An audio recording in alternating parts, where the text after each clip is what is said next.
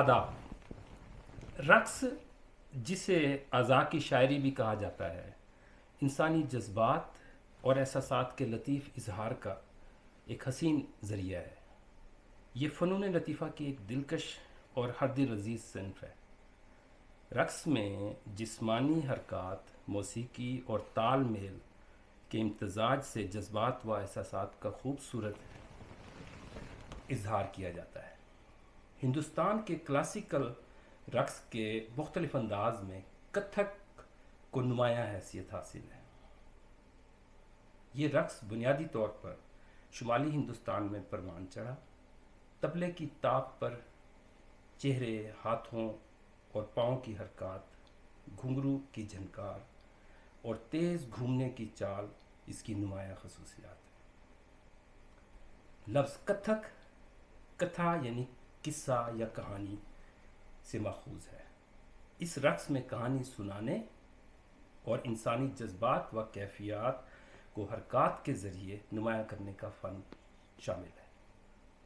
सरबकाल music society Calgary के सालाना Indian classical music festival में परफॉर्म करने के लिए आजकल भारत से डॉक्टर ग्रेमा आर्या कैलगरी तशरीफ़ लाई हुई हैं।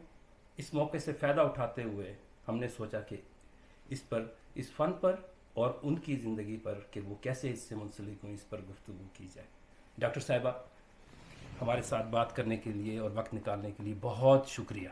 Thank you. नमस्ते, नमस्कार एवरीवन, और thank you for having me, मुझे यहाँ पर आमंत्रित करने के लिए। और कथक, जैसा आपने इतना सुंदर वर्णन कथक का किया, बहुत ही खूबसूरती से आपने कथक के बारे में बताया, उसी पर आगे चर्चा हम करेंगे। और आई एम वेरी एक्साइटेड, और काफ़ी एक्साइटेड मैं अपनी परफॉर्मेंस को लेकर भी हूँ, जो सर्वकाल म्यूज़िक सोसाइटी ऑफ कैलगरी की तरफ से होने जा रहा है फेस्टिवल 3 दिन का, जिसके ग्रैंड फिनाले डे पर मैं परफॉर्म कर रही हूँ।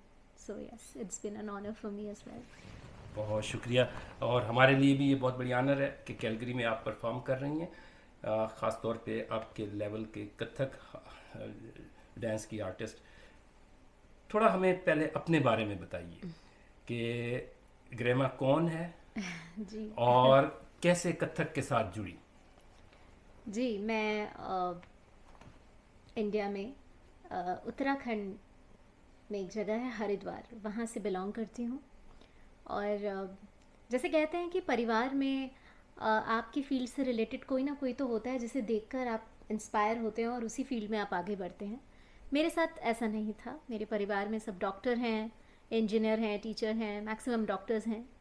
और मैं बहुत छोटी थी जब शायद कहते हैं ना, गॉड गिफ्टेड कुछ होता है हर इंसान में, तो शायद मुझ में ये कला ईश्वर ने मुझे देके भेजी।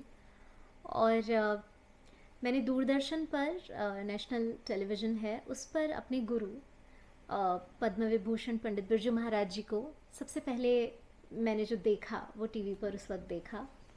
और वो बहुत ही खूबसूरती से कथक के बारे में बता रहे थे, कुछ सिखा रहे थे। मुझे नहीं पता था वो कथक डांस है क्या है, पर मुझे इतना इंटरेस्टेड लगा, मैं इतनी इंटरेस्टेड हुई उसे देखकर। मैं ऐसे मैंने सोचा मुझे इनसे सीखना है और मुझे ये करना है।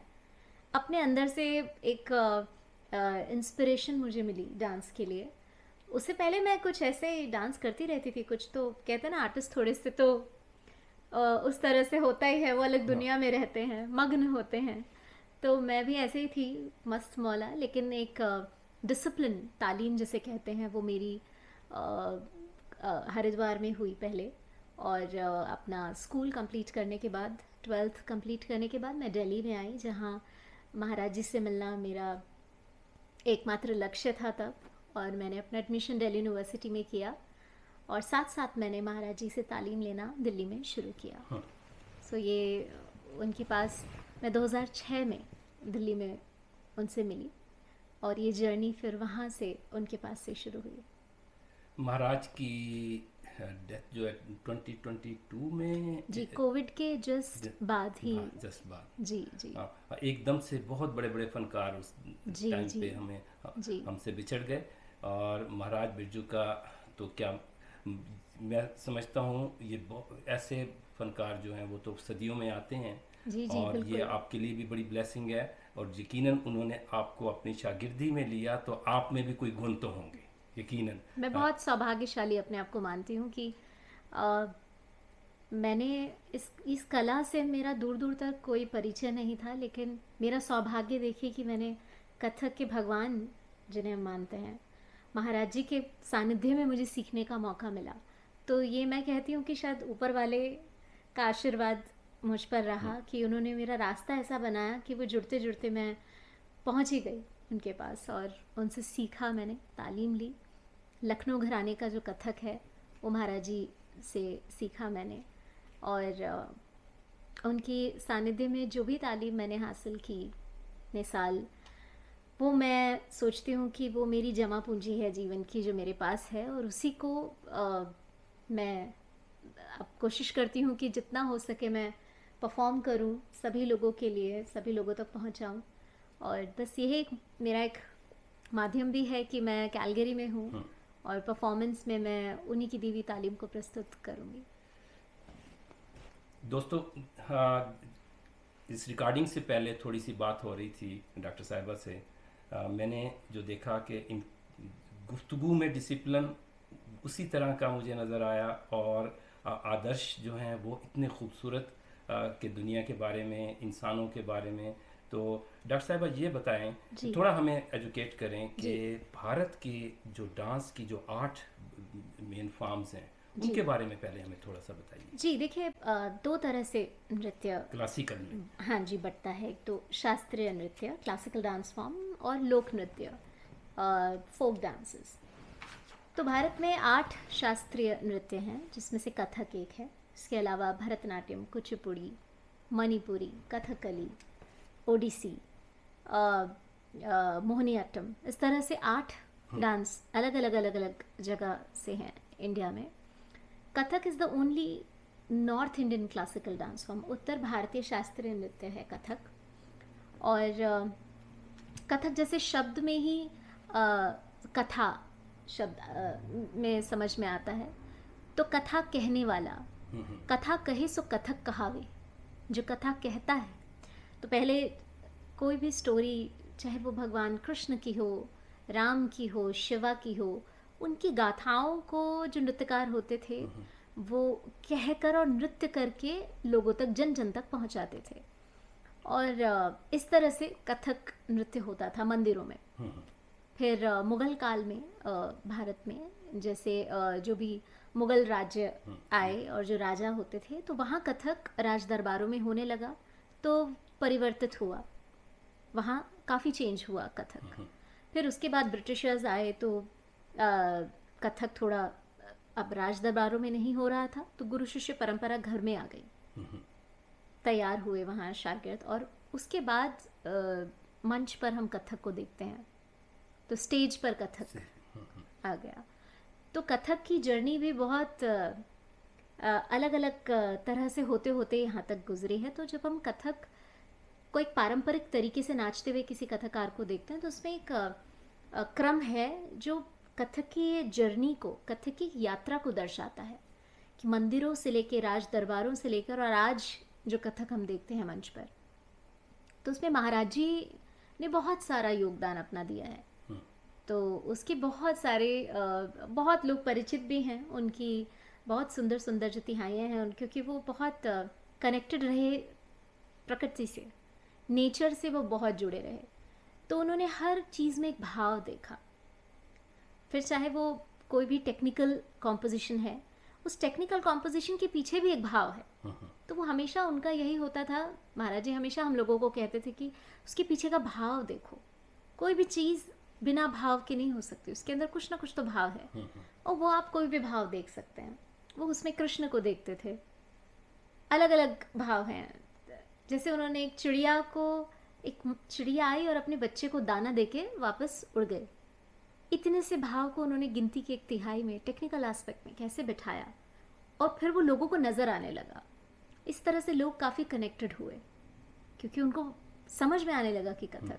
अब हम कोई भी तिहाई ऐसे पढ़ेंगे, जैसे छोटे बच्चों के लिए, जो मैंने बचपन में उनको टीवी पे देखा था कि वो छोटे बच्चों को सिखा रहे हैं, अब वो सिखा रहे हैं धा कृदिन्ना ना दिन दिन्ना ना तिन तिन्ना तक दिन दिन्ना रसगुल्ला रस रसगुल्ला रस रस रसगुल्ला खाली बेटा खाली बेटा खाली बेटा खाली बेटा खा रसगुल्ला रस रसगुल्ला रस रस रसगुल्ला खाली बेटा खाली बेटा खाली बेटा खाली बेटा खा रसगुल्ला रस रसगुल्ला रस रस रसगुल्ला खाली बेटा खाली बेटा खाली बेटा खाली बेटा खा।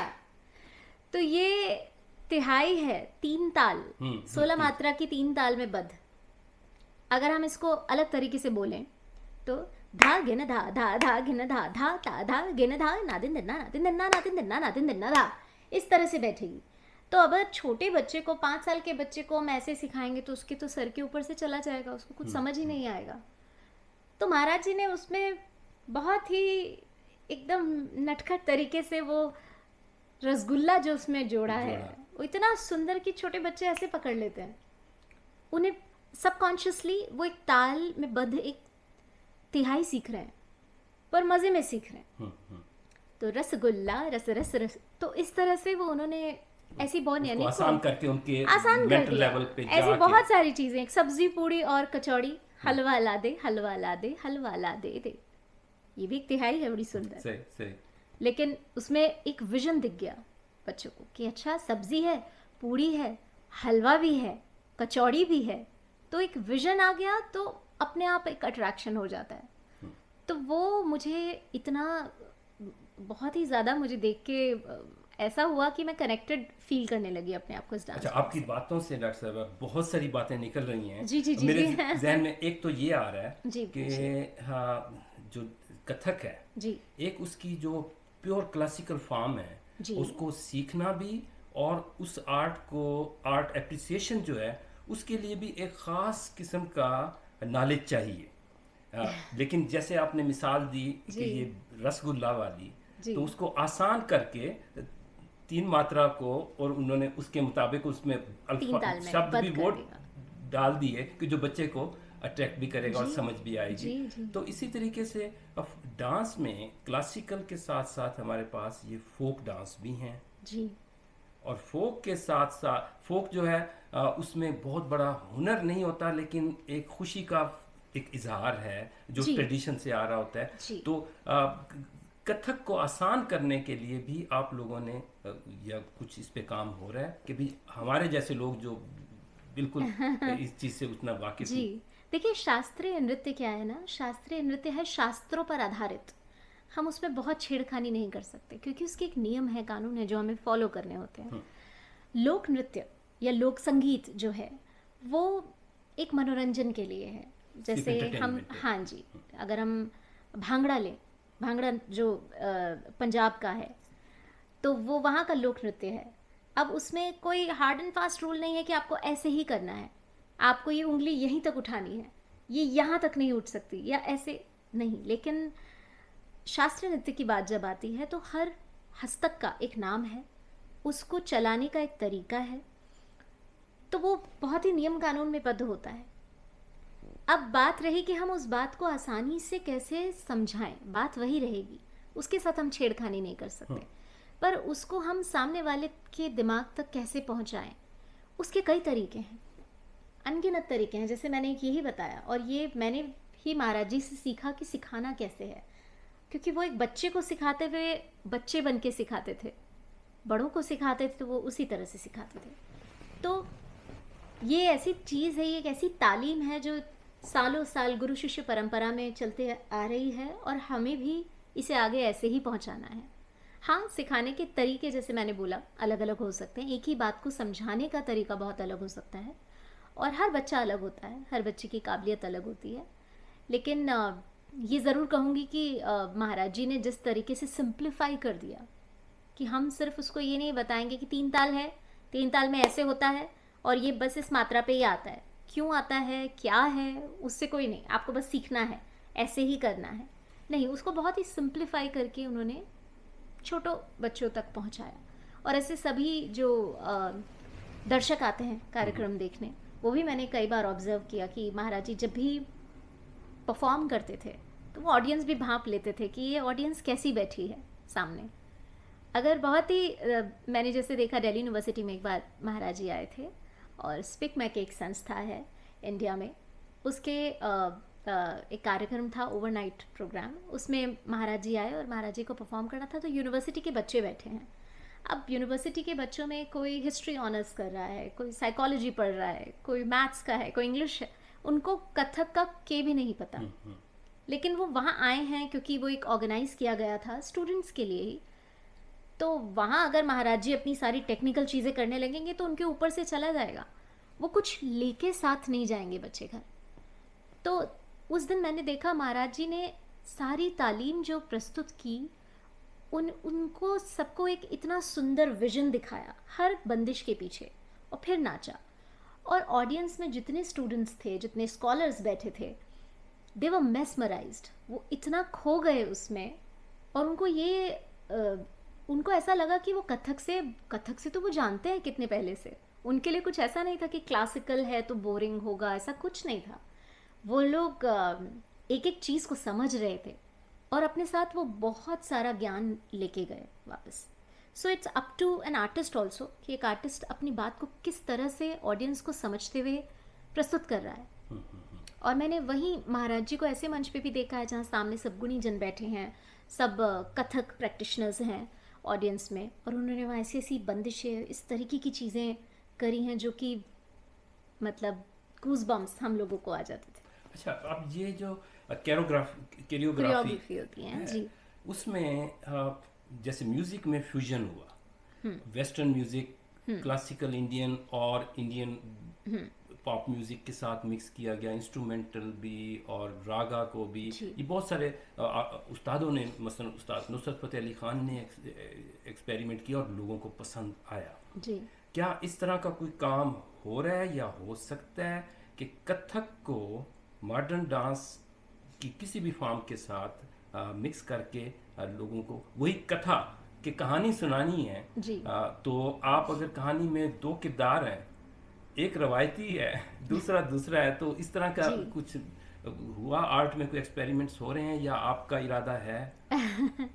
देखिए, जो फ्यूजन वर्ड आपने जैसा बोला, फ्यूजन वर्ड कई लोग बहुत ही अलग तरीके से ले लेते हैं, और वो फ्यूजन कभी कभी कन्फ्यूजन हो जाता है क्योंकि किसी भी चीज़ का जो एक बेसिक नेचर है वो नहीं गायब होना चाहिए। तो क्या होता है कि फ्यूजन करते करते करते आप अपने फाउंडेशन, अपना जो आप जिस कला को लेके चले थे उस रास्ते पर, आप वो तो भूल ही जाते हैं। बिकॉज जब हम किसी और डांस फॉर्म के साथ मर्ज करते हैं अपनी डांस फॉर्म, तो ऐसा नहीं ना हम अपना कर रहे हैं वो अपना कर रहे हैं, तो वो तो हुआ ही नहीं एक क्या बोलते हैं, collaboration. So instead of saying कि हम एक फ्यूजन कर रहे हैं, मुझे अच्छा लगता है कोलैबोरेशन होना। बिकॉज कोलैबोरेशन में आप अपनी एक डिग्निटी के साथ अपनी आर्ट फॉर्म को प्रेजेंट करते हैं, सामने वाले की आर्ट फॉर्म को रिस्पेक्ट करते हुए। और उन दोनों का हम एक्चुअली, मैं आपको अपना एक एग्जांपल देती हूँ। मैंने एक फ्लेमेंको डांसर के साथ परफॉर्म किया था। फ्लेमेंको डांस स्पेन का है और उसमें काफ़ी सारी सिमिलैरिटी होती है, जैसे उनका रिस्ट मूवमेंट, हमारे कथक में भी रिस्ट मूवमेंट का बहुत यूज़ होता है, फुटवर्क हो गया, और जो भी उनके हस्तक हैं, जो हाथ चलाने का तरीका है, वो भी काफ़ी सिमिलैरिटीज़ रहती हैं फ्लेमेंको डांस में और कथक में। सो जब मैंने उनके साथ कोलैबोरेशन किया तो हमारा इरादा ये नहीं था कि हम कुछ ऐसा नया कुछ बना देंगे जो एकदम अलग होगा। नहीं, हम अपनी आर्ट फॉर्म्स को लेके चलेंगे और देखेंगे कि बीच में हम कहाँ मिलके उसको एक बहुत ही सुंदर स्वरूप दे सकें। सो मैंने अपनी चीज़ प्रस्तुत की, उन्होंने अपनी की, लेकिन हमने उसी में दोनों का, हम कहाँ एक जगह पे मिल रहे हैं। अगर मेरा हाथ यहाँ जा रहा है तो उनका हाथ यहाँ जा रहा है, तो वो सिंक्रोनाइज्ड हो गया। म्यूजिशियंस मेरे भी थे, म्यूजिशियंस उनके भी थे।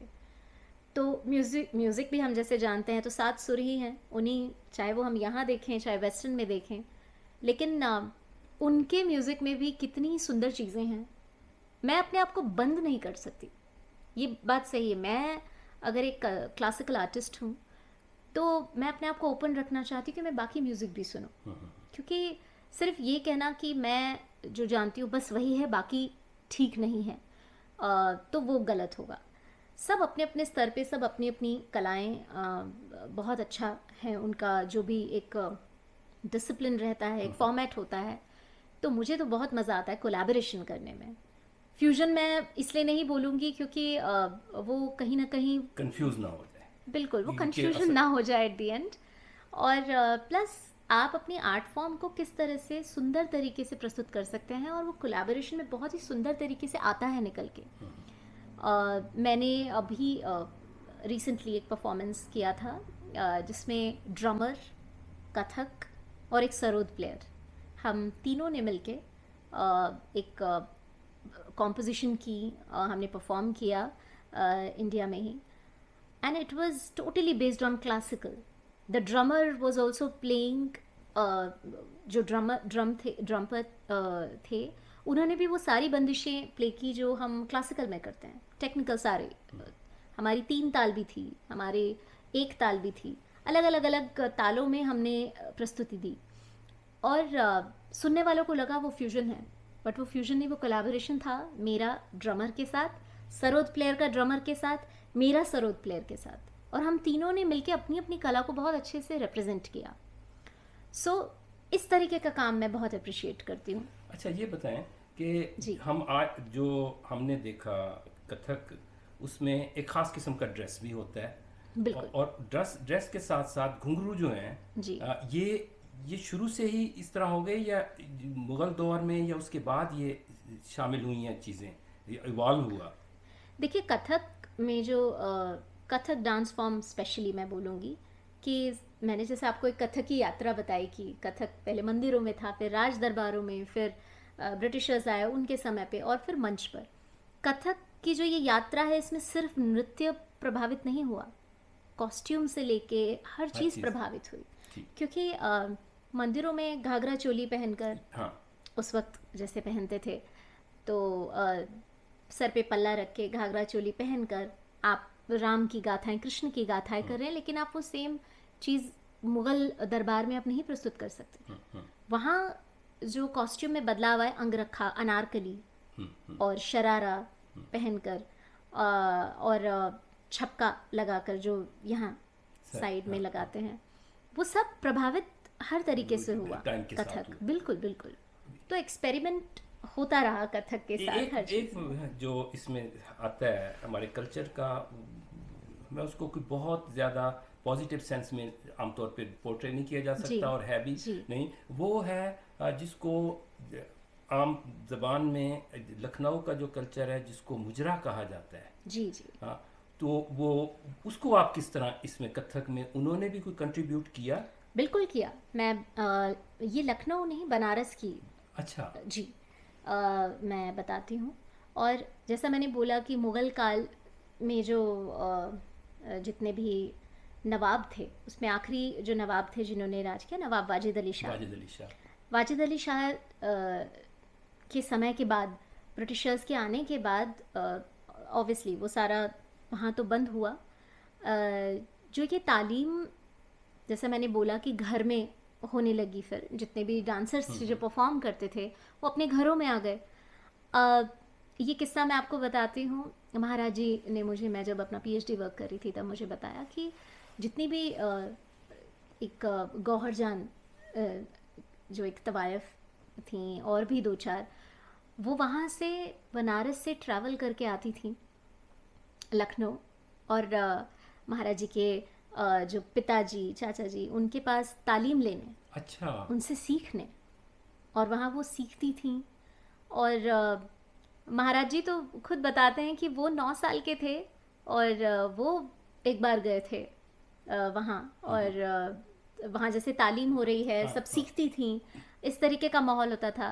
तो हम उसे नेगेटिव वे में लें उस तरीके से, लेकिन कथक को जिंदा तो हर तरीके से रखा गया। उन्होंने अपने तरह से तालीम ली और उसे किया। तो महाराज जी बताते हैं कि वो 9 साल के थे और वहाँ वो सब घेरा बना लेती थी उनको, और उनसे कहती थी आप कुछ लगा के दिखाइए, कुछ पर इंतहाई टुकड़ा, और महाराज जी वहाँ बड़ा सुंदर लगाते थे, और वो सब महाराज जी को बहुत प्यार करती थी।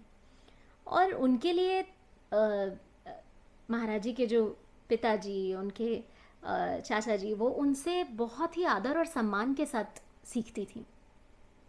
तो और सिर्फ नृत्य की बात नहीं, गायन पक्ष में भी उन्होंने जितनी ठुमरियाँ, जितनी गज़ल, जितनी दादरा और इन सबको तालीम को ज़िंदा रखा उस समय पर, जब तक ब्रिटिशर्स थे। और वो होता रहा वो चीज़। और देखिए आज इतना सारा डॉक्यूमेंट्री भी हैं उन सभी के ऊपर, उस समय के ऊपर।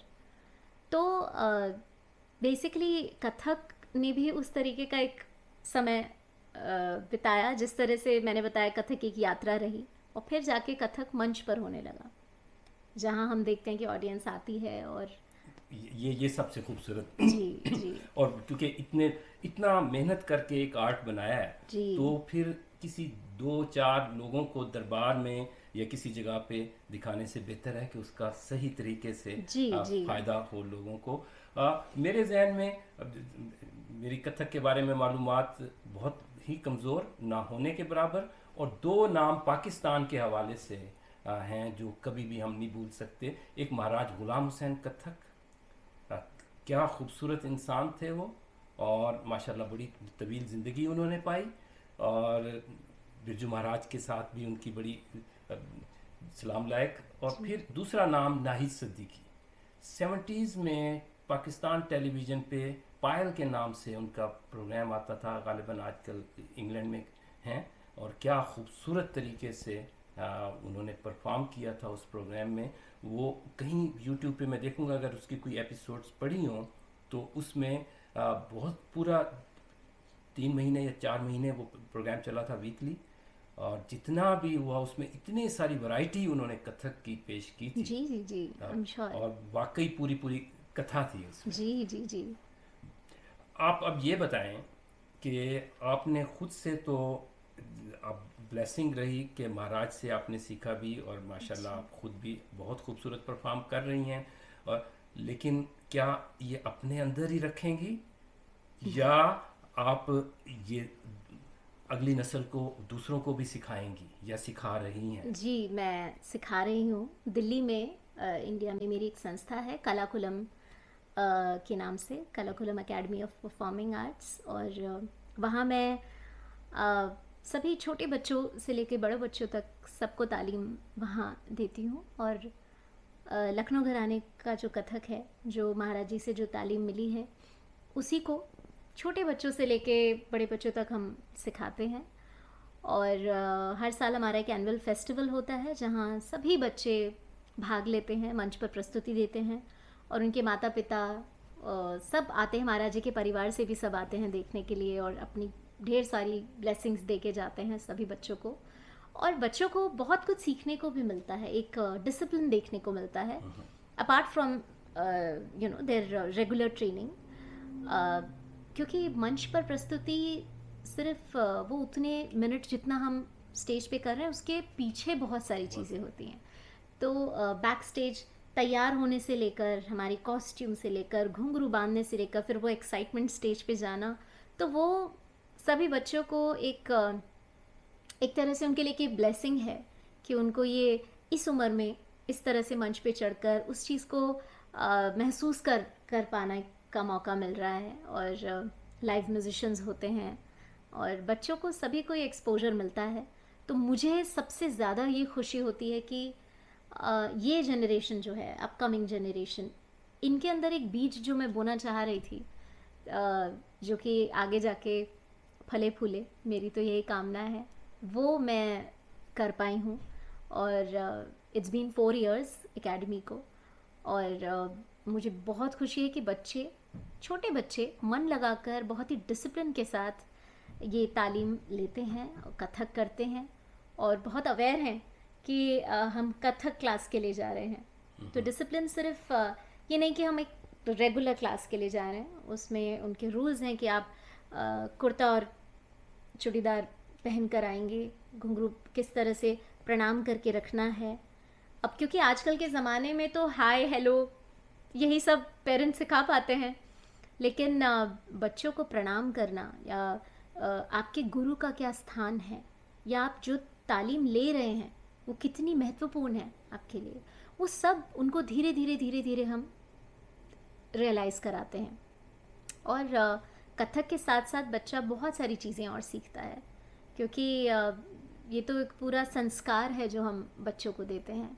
सिर्फ हाथ हिलाना, पैर हिलाना, घूम जाना, ये सब तो कथक के साथ है ही, लेकिन इसके अलावा भी एक संस्कार जो हैं वो बहुत ज़रूरी हैं, और यही उम्र है जिसमें हम इन्हें दे सकते हैं। तो मैं कोशिश, मेरा ये एक कोशिश हमेशा चलती रहती है कि मैं ज़्यादा से ज़्यादा बच्चों को इस तरफ, उनका रुझान इस तरफ रखूं, बिकॉज़ आजकल डिस्ट्रैक्शन इतना है, फिर चाहे वो बॉलीवुड हो या फिर वेस्टर्न म्यूज़िक हो, बच्चों के लिए डिस्ट्रैक्ट होना बहुत ईजी है।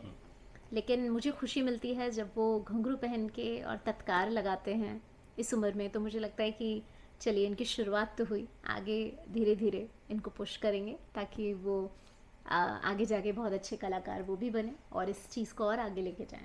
ये तो बहुत अच्छी आपने बात की, जीती रहें। और यही बात है कि आर्टिस्ट जो है वो अपने तक अपना आर्ट, एक तो वो अपने आर्ट की भी परफॉर्म करे, उसके साथ साथ दूसरों को भी सिखाए, क्योंकि ये सर्कल ऑफ लाइफ है।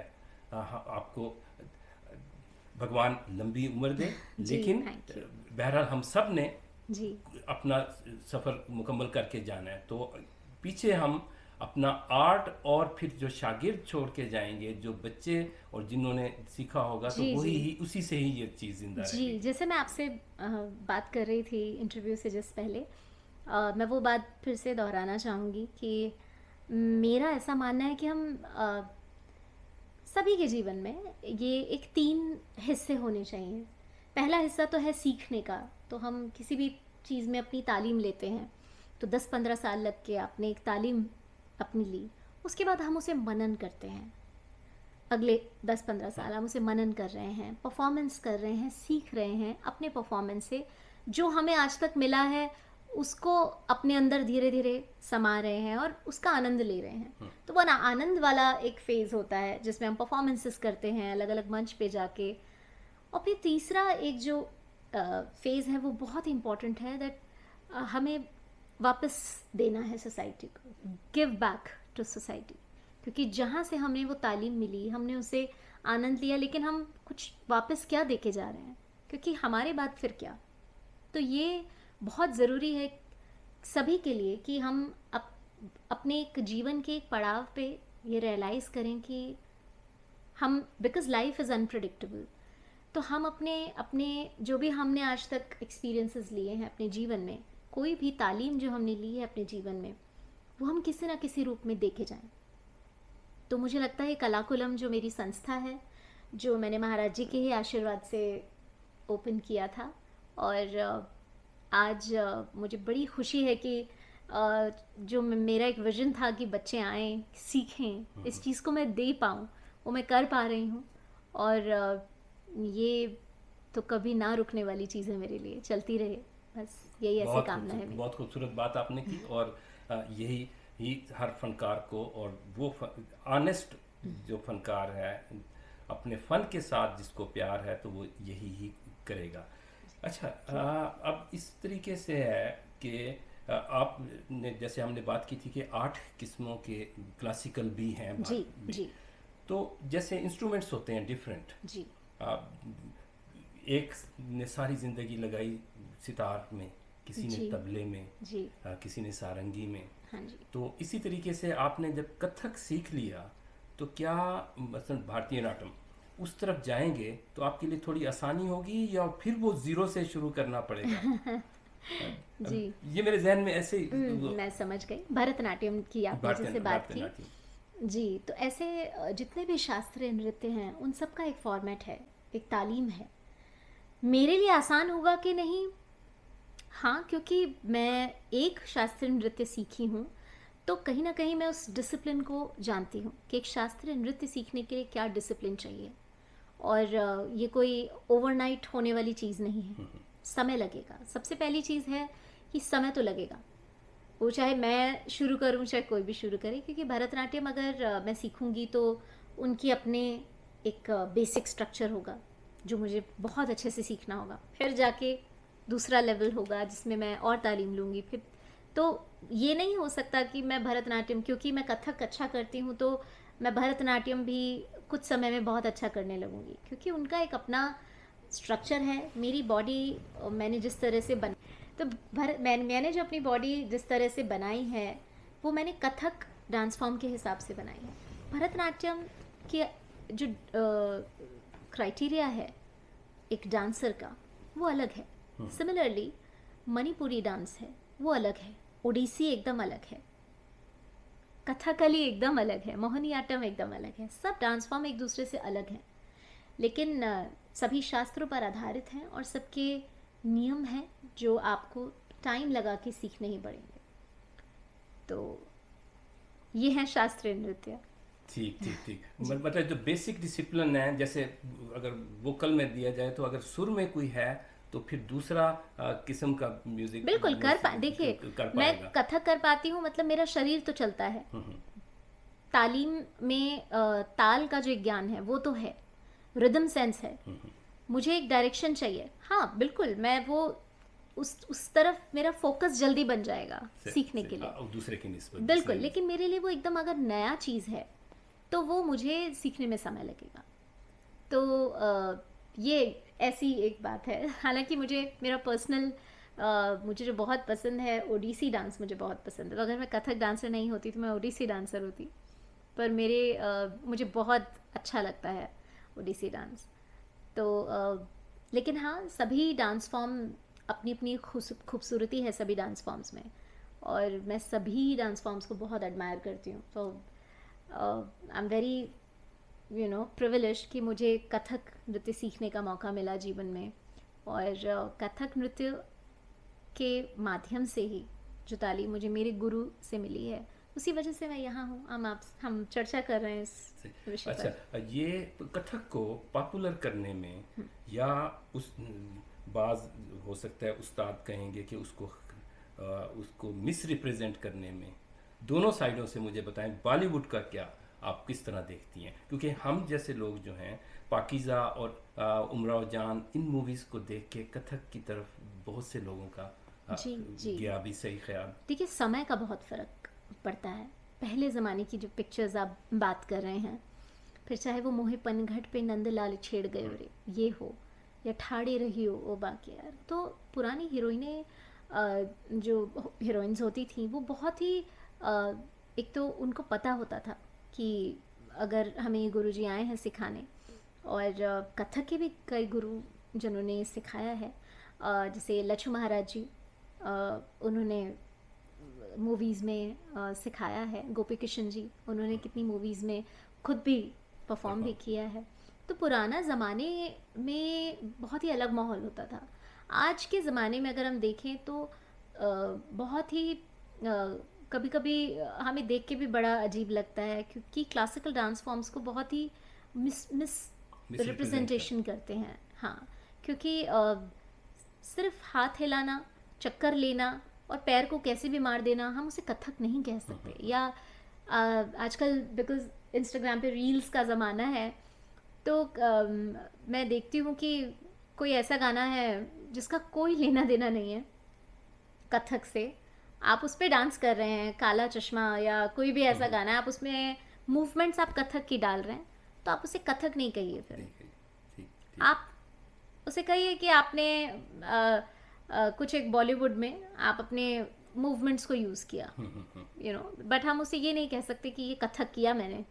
नहीं, कथक का एक क्रम है, जैसा मैंने बोला, एक जो हम शुद्ध कथक नृत्य बोलते हैं, उसमें उसकी एक डिग्निटी है, उसका एक चलन है जिसके हिसाब से हम उसे नाचते हैं, करते हैं। और किसी भी चीज़ को कथक बोल देना वो नहीं। कथक के अपने अपने एस्पेक्ट्स हैं। पढ़ंत कथक का जैसे एक बहुत ही इम्पोर्टेंट अंग है, तो कई बहुत ही अच्छा काम भी इंस्टाग्राम, सोशल मीडिया पे देखने को मिलता है कि इतने सुंदर पढ़ंत हो रही है और इतना सुंदर क्लासिकल काम हो रहा है, अभिनय हो रहा है, तो वो भी एक एस्पेक्ट है।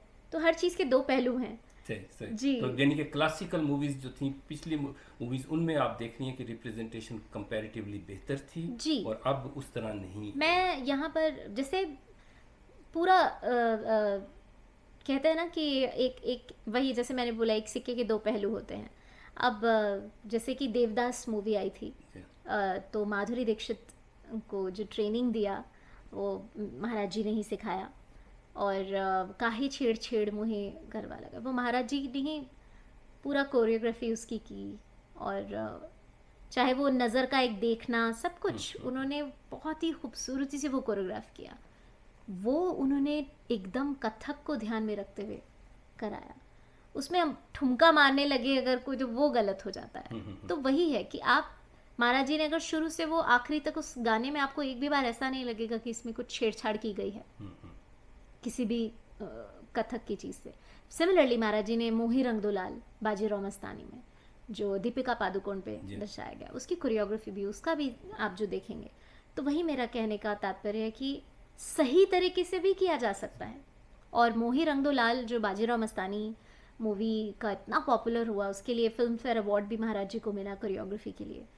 तो ऐसा तो नहीं है कि अगर प्योर कथक को इस तरीके से दर्शाया जाए फिल्म्स में, सही तरीके से उसकी उसको दिखाया जाए ऑडियंस को, तो उसे सराहना नहीं मिलेगी, मिली, उसके लिए अवार्ड भी मिला। बिल्कुल सही सही कहा। और तो लोग भी पसंद करेंगे, मतलब जी, ये नहीं मेरा है। कहने का मतलब है कि हम जैसा परोसेंगे वो वैसा इंसान खाएगा। हम परोस ही नहीं रहे हैं जस्ट सोच के कि नहीं ये नहीं, आज कुछ ये बनाते हैं, आज कुछ वो बनाते हैं, तो वो छेड़छाड़ करना हो जाता है। तो मुझे लगता है अगर कथक को सही तरीके से बॉलीवुड में उसका प्रेजेंटेशन इस तरह से हो, तो लोगों को, और लोग आज बहुत अवेयर हैं इस चीज़ के लिए, उनको पता है कि सही क्या है गलत क्या है।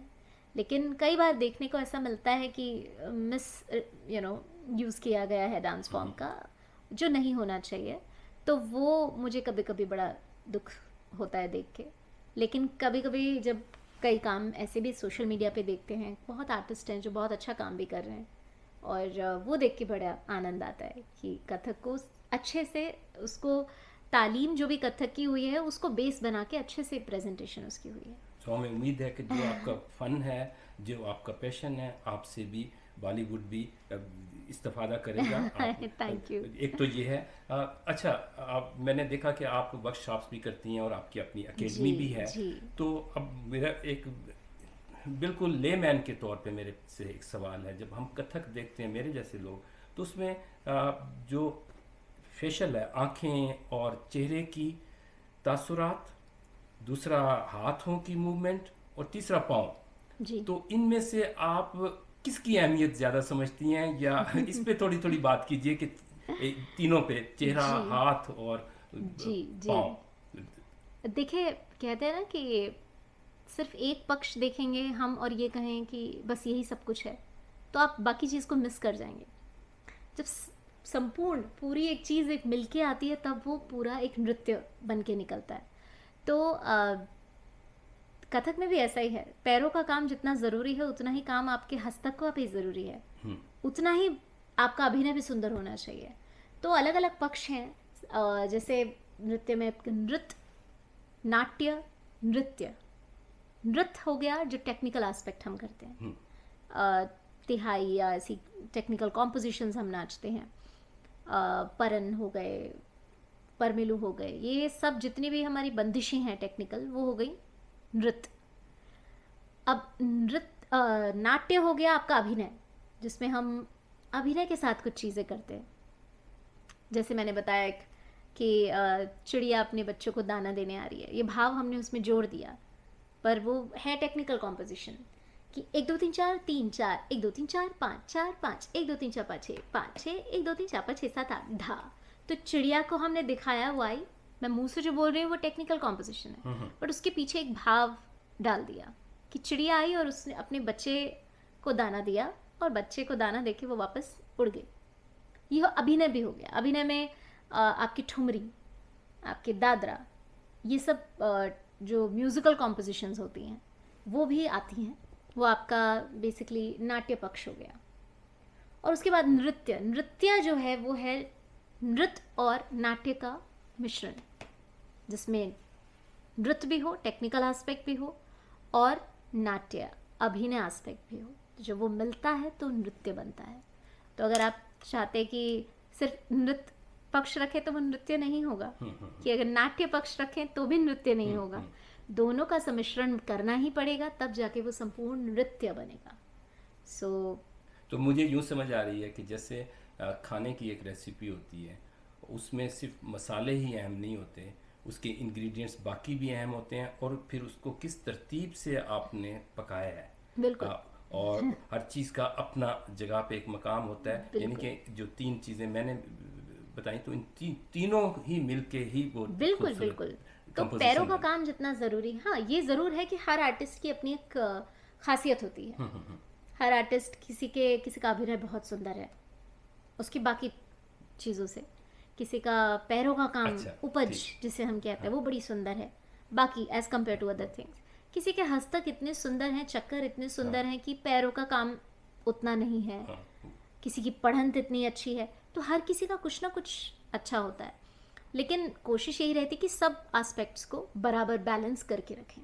लेकिन मैं रील्स की आपने बात की जी सोशल मीडिया पे, क्योंकि अब फेशियल की अहमियत उस पे मैं देख रहा हूँ कि वो स्किल जो है वो बहुत ज़्यादा है, क्योंकि छोटी सी स्क्रीन पे ज़्यादातर लोग देख रहे हैं, और वो क्लोजअप में वहाँ से जो देखिए, इम्प्रेशन देते एक हैं। 1.5 मिनट में हाँ, हम क्या एक्सपेक्ट कर सकते हैं। एग्जैक्टली। लेकिन हाँ, फिर भी बहुत ऐसी चीज़ें हैं, इसीलिए सब कुछ इतना फास्ट फास्ट फास्ट फास्ट देखने को भी मिलता है रील्स में। डांसर्स बस हंस तक भी आते हैं, उनको चक्कर भी आते हैं, उनको पैरों का काम भी आता है, सब वो 1.5 मिनट के अंदर फिट करना है, तो इतना प्रेशर है विच इज़ वेरी डिफ़िकल्ट। तो जो भी डांसर्स कर रहे हैं और कोशिश इतने अच्छे से कर रहे हैं कि वो सारे एस्पेक्ट्स दिखा पा रहे हैं अपने रील्स के माध्यम से, और जो जितने भी कथक आर्टिस्ट हैं जो रील्स के माध्यम से इतना अच्छा उन्होंने एक ऑडियंस क्रिएट किया है और ऑडियंस तक सही चीज़ वो पहुंचा पा रहे हैं। वो टाइम तो उतना ही है, 1.5 मिनट ही सबको मिला है, लेकिन खुशी इस बात की है कि कुछ डांसर्स उतने टाइम को बहुत अच्छे से इस्तेमाल करके कला को आगे जन जन तक पहुंचा पा रहे हैं। Because internet, social media is a very good medium, मुझे ऐसा लगता है। और हर चीज़ के एडवांटेज डिसएडवांटेज तो होते ही हैं, लेकिन हमें फोकस अगर पॉजिटिविटी की तरफ रखें तो yes, social media is a very good medium जिससे हम अपनी आर्ट फॉर्म को लोगों तक पहुंचा सकते हैं। ठीक ठीक, तो बहुत शुक्रिया आपसे। जी, बहुत सी बातें मज़ीद की जा सकती हैं, लेकिन आखिर में आप कुछ कहना चाहें? मैं बिल्कुल आखिर में मैं बस बताना चाहती हूँ कि Sarvakal music society of Calgary, ICMF नाम से 2025 का ये जो 3 दिन का फेस्टिवल है ऑर्गेनाइज कर रहे हैं 19th, 20th और 21st सितंबर को। और आप सब आएँ, और जितनी चर्चा हमने की है कथक के ऊपर, म्यूज़िक के ऊपर, आप आएँ वहाँ और आनंद लें इन सभी आर्ट फॉर्म्स का, क्योंकि इन तीनों दिनों में आपको गायन, वादन और नृत्य तीनों अंग देखने को मिलेंगे। और मैं बहुत ही आई एम वेरी हैप्पी, मैं बहुत अपने आप को सौभाग्यशाली मानती हूँ कि इतने अच्छे फेस्टिवल में मुझे भी परफॉर्म करने का मौका मिल रहा है। तीसरे दिन 21 तारीख को जो ग्रैंड फिनाले है उसमें मेरी प्रस्तुति रहेगी, उसके बाद आप और भी बहुत अच्छी अच्छी प्रस्तुतियाँ देखेंगे इन तीनों दिनों के फेस्टिवल में। सो मैं सभी को आमंत्रित करना चाहती हूँ, आप लोग अपने घरों से निकलें और इस दुनिया को एक बार आके करीब से देखें। आई एम श्योर कि आप बिल्कुल निराश नहीं होंगे और अपने साथ बहुत सारी सुंदर सुंदर मेमोरीज और बहुत सारा ज्ञान लेकर आप वापस जाएंगे, because all the artist are going to perform, they are amazing and I'm very very happy that I'm sharing stage with all of them. So it's a humble request to all of you, do come and be a part of this amazing celebration of music and dance festival. Thank you. ICMF, तो जो इसका grand finale है 21 को, पहले 2 दिन जो हैं वो तो रोज़ा सेंटर यूनिवर्सिटी ऑफ कैलगरी में है, और ये जो है सेंट स्टीफन एंग्लिकन चर्च, और इसका साउथ वेस्ट में कैलगरी में ये वहाँ होगा, जहाँ डॉक्टर साहिबा की परफॉर्मेंस भी होगी, और आप ज़रूर आएँ। और इसकी जो अहम बात है, इतनी दूर से ये आई हुई हैं, इतनी खूबसूरत आर्टिस्ट, इतनी बाकमाल आर्टिस्ट, और इसकी टिकट जो है वो $0 है। और क्या चाहिए, और क्या चाहिए। थैंक यू वेरी मच हमसे you. बात करने का। Thank बहुत खुशी हुई आपसे बात करके। मुझे भी बहुत आनंद आया। इसी तरीके से आर्ट से मोहब्बत करती रहें और इसको फैलाती रहें आगे। थैंक यू, आप सब आशीर्वाद बनाए रखें और हम कोशिश करते रहेंगे। Thank you. बहुत शुक्रिया।